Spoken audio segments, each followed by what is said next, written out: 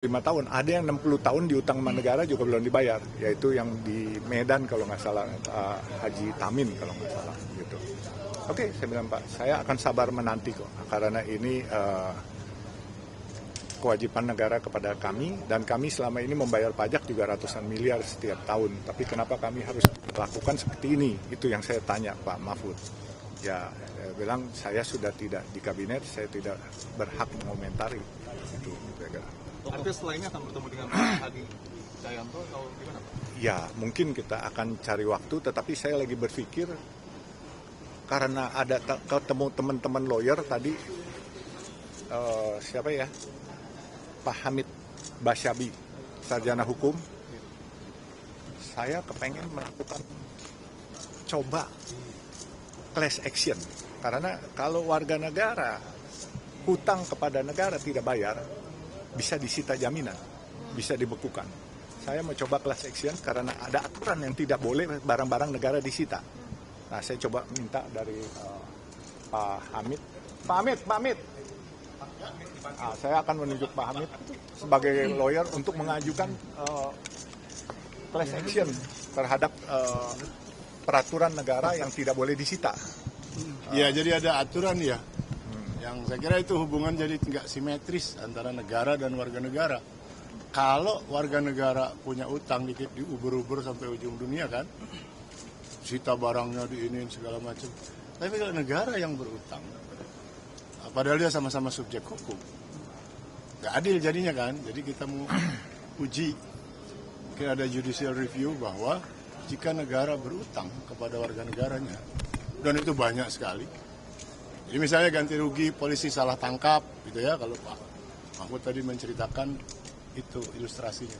Kalau polisi salah tangkap, diganti rugi, pengadilan memutuskan bahwa polisi bersalah, dia harus ganti rugi, itu diiyakan tapi nggak dibayar. Banyak sekali kejadian itu, bukan sekedar salah tangkap ya. Ada banyak kasus lain yang intinya negara itu merugikan warga negaranya, tapi tidak dibayar. Total utang kalau negara kabarnya antara 8 sampai 10 triliun untuk banyak kasus ya. Untuk Pak Yusuf Hamka kan sudah tahu ya angkanya. Itu sudah mau judicial review rencananya. Pak ini kan sedang mempertimbangkan ke KPK juga udah ceritakan tadi. Belum. Tadi saya udah bicara soal KPK sama beliau. Iya, jadi mau ke KPK juga mau tanya karena ada info dari KPK bahwa itu sudah memenuhi kualifikasi merugikan keuangan negara. Jadi kalau dia berutang, misalnya dengan kasus Pak Yusuf Hamka berutang, lalu keputusan pengadilan menetapkan bahwa kalau tidak dibayar, maka setiap bulan didenda 2%. Anda bayangkan kalau dari 500 miliar saja misalnya ya, 2% itu kan artinya 10 miliar per bulan. Kalau dia berjalan setahun 120 miliar, itu kalau piutangnya 500 miliar. Kalau 1 triliun ya pokoknya Anda bisa hitung sendiri. Kemana duit itu dan kenapa? Kan negara jadi dirugikan karena dia harus bayar. Kalau didiamin terus, itu masuk kualifikasi merugikan keuangan negara. Pidana. Ya toh? Kan jadi pidana. Pejabat yang bersangkutan tidak membayar berarti pidana, atau memperkaya diri sendiri atau orang lain, kan begitu definisi korupsi. Pak, periode sekarang ini kan sebentar lagi Bapak juga dikabarkan sudah berbincang dengan Pak Prabowo ya Pak, itu bisa disampaikan Pak soal berbincang waktu itu saya nggak tahu, dulu lain sebelum kasus ini. Nggak ada hubungan. Tapi akan ada perbincangan dengan pemerintahan selanjutnya karena Pak Prabowo nanti yang akan jadi. Ya, tentu saja. Kita uber terus. Tentu saja, karena kita kan melihat negara ini satu, gitu ya. Yang ngurus ganti-ganti kan begitu. Yang mengurus ganti-ganti, tiap 5 tahun presidennya ganti, menteri-menterinya ganti.